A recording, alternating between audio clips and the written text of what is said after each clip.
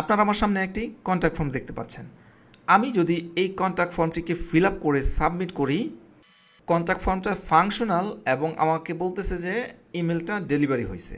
এটা সত্য যে এই কন্ট্যাক্ট ফর্মটা ফাংশনাল, কিন্তু আমি যদি আমার জিমেইলে আসি আমি দেখতে পারবো এখানে কোনো ইমেল নেই। আমি যদি স্প্যামে চলে যাই আমি দেখব এইখানেও কিন্তু কোনো ইমেল নাই, যেটা এই মেন্টর ওয়েবসাইট থেকে আসছে। ওয়ার্ডপ্রেস ওয়েবসাইট থেকে ইমেল পাঠাতে গেলে সবচেয়ে বেশি যে সমস্যাটি হয় সেটি হচ্ছে হয়তো ইমেলটি সেন্ড হবে না, নয়তো ইমেলটি স্প্যাম ফোল্ডারে যাবে। সহজভাবে যদি আমি এর কারণ বলতে যাই, ওয়ার্ডপ্রেসের যে ইমেল ডেলিভারি পিএইচপি স্ক্রিপ্টটি আছে, এই স্ক্রিপ্ট জিমেইল, ইয়াহু মেইল এই ধরনের ইমেলের সাথে ব্যালেন্স করতে পারে না, যার জন্য ফিল্টারিংয়ে এই ইমেলগুলো আটকে দেয়। স্মুথ ইমেল ডেলিভারির জন্য এর সমাধান হচ্ছে একটি এসএমটিপি কনফিগার করা। তো চলেন দেখি সেটা কীভাবে করতে হয়। এই কন্ট্যাক্ট ফর্মের জন্য আমি ব্যবহার করেছি ডব্লিউপি ফর্মস। আপনি ডব্লিউপি ফর্মস হতে পারে, কন্ট্যাক্ট ফর্ম 7 হতে পারে, অথবা অন্য যে কোনো কন্ট্যাক্ট ফর্ম হোক না কেন, ইমেল রিসিভ করার জন্য আপনাকে ম্যানুয়ালি এসএমটিপি সেট আপ করতে হবে।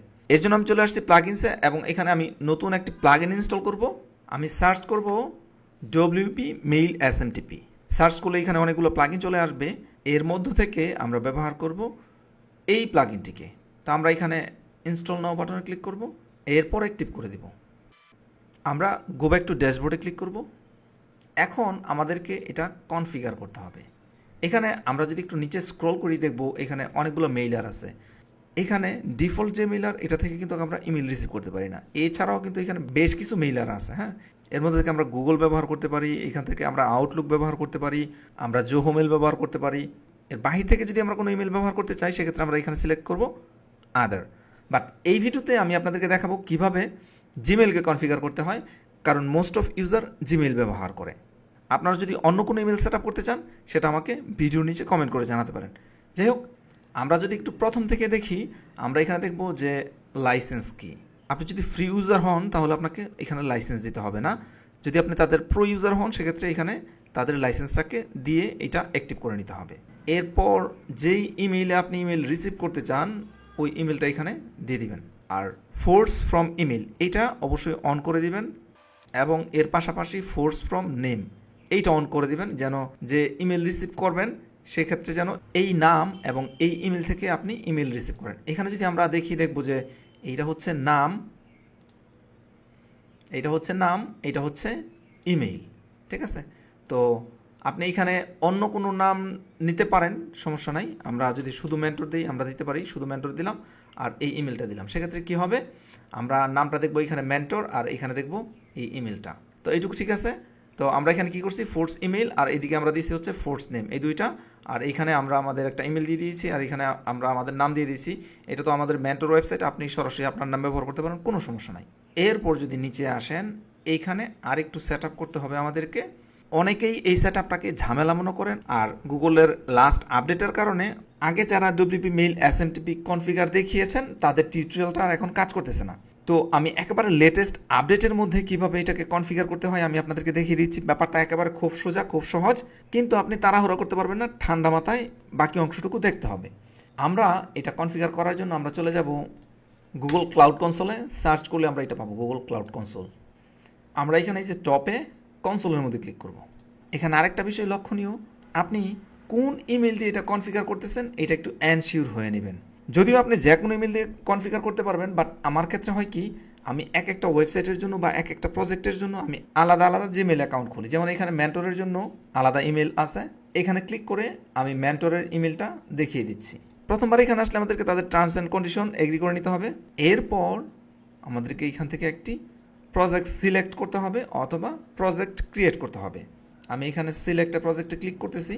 আপনি যদি একেবারেই নতুন হন স্বাভাবিকভাবে এখানে আপনার কোনো প্রজেক্ট থাকবে না, সেক্ষেত্রে আমরা এখানে নিউ প্রজেক্ট ক্রিয়েট করতে পারি। একটা প্রজেক্ট ক্রিয়েট করতেছি, কেউ বিরক্ত হবেন না, টানাটানি করবেন না। যদি টাইনা ভিডিও দেখেন তাহলে অনেক কিছু আপনি মিস করবেন, এটা খুব ইম্পর্টেন্ট। প্রজেক্টের নাম দিচ্ছি মেন্টর, আপনি যে কোনো নাম দিতে পারেন, কোনো সমস্যা নাই। আমাদের অর্গানাইজেশন কোনো অর্গানাইজেশনও নাই, আমরা এখানে জাস্ট ক্রিয়েট বাটন ক্লিক করব। আমাদের একটা প্রজেক্ট ক্রিয়েট হয়ে গেছে। হ্যাঁ, আমরা এখানে ক্লিক করে আমাদের এই প্রজেক্ট সিলেক্ট করতে পারি, অথবা আমরা এখানে ক্লিক করে আমাদের এখান থেকে প্রজেক্টটাকে সিলেক্ট করতে পারি। তাহলে কি হবে, আমরা এই মেন্টর এইখানে চলে আসব। ঠিক আছে, আমরা যে প্রজেক্টটা ক্রিয়েট করছি এই প্রজেক্টে আমরা চলে আসবো, আমাদেরকে এই প্রজেক্টে আসতে হবে, এটা হচ্ছে প্রথম কাজ। আমরা কিন্তু এইখানে ক্লিক করেও এখানে আসতে পারতাম, ঠিক আছে। এরপর কি করতে হবে, আমাদের এই যেই 3 লাইন আছে, এই 3 লাইন থেকে আমাদেরকে এখান থেকে একটা এপিআই সার্ভিস এনেবল করতে হবে। এই এপিআইটাই আমাদের দরকার। আমরা এখানে এনেবল এপিআইস অ্যান্ড সার্ভিস এই জায়গায় ক্লিক করব। আমরা এখানে দেখতে পারবো এনেবল এপিআইস অ্যান্ড সার্ভিস, ক্লিক করছি। আমরা এখান থেকে খুঁজে বের করতে পারি জিমেল এপিআই, অথবা আমরা এখানে সার্চ করতে পারি জিমেল এপিআই। তো আমরা যেহেতু এখানে খুঁজে পেয়েছি, আমরা এখানে জিমেল এপিআই এটাতে ক্লিক করব। এরপর আমরা জিমেল এপিআইটাকে এনেবল করে দেব। এপিআইটা যখন এনেবল হয়ে যাবে, আমরা এখানে দেখতে পারবো ক্রিয়েট ক্রেডেনশিয়ালস, আমরা এখানে ক্লিক করছি। এরপর আমাদেরকে কিছু সেটিংস কনফিগার করতে হবে। এইটা এখানে by default Gmail API select আছে। এরপর আমরা এখানে দেবো যে এর মাধ্যমে আমরা কী করব, ইউজারের ডাটা সংগ্রহ করব। আমরা এখানে নেক্সট বাটনে ক্লিক করছি। এরপর আমাদেরকে অ্যাপ ইনফরমেশন দিতে হবে। হ্যাঁ, এটা হচ্ছে গুগলের রুল, যে আমরা যদি তাদের জিমেলটাকে আমাদের ওয়েবসাইটে ব্যবহার করতে চাই, তাহলে এর জন্য আলাদা একটা অ্যাপ ক্রিয়েট করতে হবে এবং এর অ্যাপের ইনফরমেশনও তাদেরকে দিতে হবে, যেন ওই অ্যাপটা আমার ওয়েবসাইটে কানেক্ট হয়ে আমার ইমেলটাকে রিসিভ করে দেয়। তো তাদের যে রুলস আছে, রুলস রেগুলেশনগুলো আমাদেরকে ফলো করতে হবে, আমরা করতেছি। এখানে হচ্ছে অ্যাপ নেম, আমরা দিচ্ছি মেন্টর। আপনি যে কোনো নাম দিতে পারেন, এটা কোনো সমস্যা না, যে কোনো নাম দিতে পারেন। এখান থেকে ইমেলটা দেখিয়ে দিচ্ছি। এরপর আমরা এখানে লোগো বসিয়ে দিতে পারি, এটা ইম্পর্টেন্ট না, আপনি চাইলে দিয়ে দিতে পারেন, আমি এখানে ইগনোর করতেছি। এরপর আমরা এখানে ডেভেলপার ইমেল দিয়ে দিচ্ছি। ডেভেলপার ইমেল হিসেবে আমি সেম ইমেলটা দিয়ে দিচ্ছি। এরপর আমি সেভ অ্যান্ড কন্টিনিউ বাটনে ক্লিক করছি। এটা সেভ হয়ে যাবে। সেভ হয়ে যাওয়ার পর আমরা আবার এইটাতে সেভ অ্যান্ড কন্টিনিউ দিব। এরপর আমাদেরকে এখানে ওএথ ক্লায়েন্ট আইডি, এখান থেকে আমাদেরকে অ্যাপ্লিকেশন টাইপ সিলেক্ট করে দিতে হবে। এটা আমাদের ওয়েব অ্যাপ্লিকেশন। যদি অ্যান্ড্রয়েড অ্যাপ্লিকেশনের জন্য আমরা করতাম, সেক্ষেত্রে আমরা অ্যান্ড্রয়েড বা আইওএসের জন্য করলে আমরা এখানে আইওএসে করতাম। কিন্তু আমাদের যেহেতু ওয়েবসাইট, এর জন্য আমরা ওয়েব অ্যাপ্লিকেশন সিলেক্ট করব। এরপর ক্লায়েন্ট নেম দিব, আমি আমার নাম দিয়ে দিচ্ছি। এরপর আরেকটা ইম্পর্টেন্ট কাজ হচ্ছে অথরাইজ রিডিরেক্ট ইউআরএলস। হ্যাঁ, এখানে আমরা কি করব, আমরা এইখান থেকে দেখেন অথরাইজ রিডিরেক্ট ইউআরএল। হ্যাঁ, আমরা যে ইমেলটা সেট আপ করতে আসছিলাম না, এইখানে অথরাইজ রিডিরেক্ট ইউআরএল এই জায়গা থেকে এটা কপি করব এবং এইখানে নিয়ে আমরা অ্যাড করে দিব। এরপর এটাকে ক্রিয়েট বাটনে ক্লিক করব। আমাদের এখানে কিন্তু ক্লায়েন্ট আইডি পেয়ে গেছি। দেখেন আমাদের এখানে কিন্তু ক্লায়েন্ট আইডি চাচ্ছে। হ্যাঁ, তো আমরা এখনই এই ক্লায়েন্ট আইডিটাকে ব্যবহার করতে যাচ্ছি না, আমাদের আরও কিছু কাজ আছে। আমরা এখানে ডান বাটনে ক্লিক করছি। আমাদের এটা যখন ডান হয়ে যাবে, তখন আমরা আবার চলে যাব ওএথ কনসেন্ট স্ক্রিন। এরপর আমরা এই অডিয়েন্স থেকে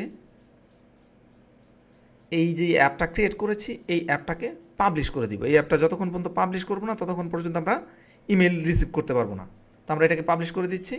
অ্যাপটা পাবলিশ হয়ে যাওয়ার পর আমরা এখানে ক্লায়েন্টসে ক্লিক করব। ক্লায়েন্টসে ক্লিক করার পর এই যে ইনফরমেশনটা আসছে, এই ইনফরমেশনটাই আমাদের দরকার। আমি এখানে আবার এই যে পেন্সিল বাটনে ক্লিক করতেছি। পেন্সিল বাটনে ক্লিক করার পরে যে ডান পাশে দেখবেন ইনফরমেশনটা আমরা পাচ্ছি। এখানে ক্লায়েন্ট আইডিটা আমরা এখান থেকে এই পর্যন্ত কপি করব। এই যে ক্লায়েন্ট আইডি, আমরা ক্লায়েন্ট আইডির জায়গায় বসিয়ে দিয়েছি। আর হচ্ছে এখানে হচ্ছে সিক্রেট কি, আমরা এখানে কপি করতে পারি সিক্রেট কিটা। এরপর আমরা যদি এখানে সিক্রেট কিটা বসিয়ে দেই, এরপর এখানে সেভ দিয়ে দেই। এবার আমরা নিচে আসার পর আমরা এখানে দেখব অথরাইজেশন, এই বাটনটা অ্যাপিয়ার হয়েছে, এই বাটনটা আসছে।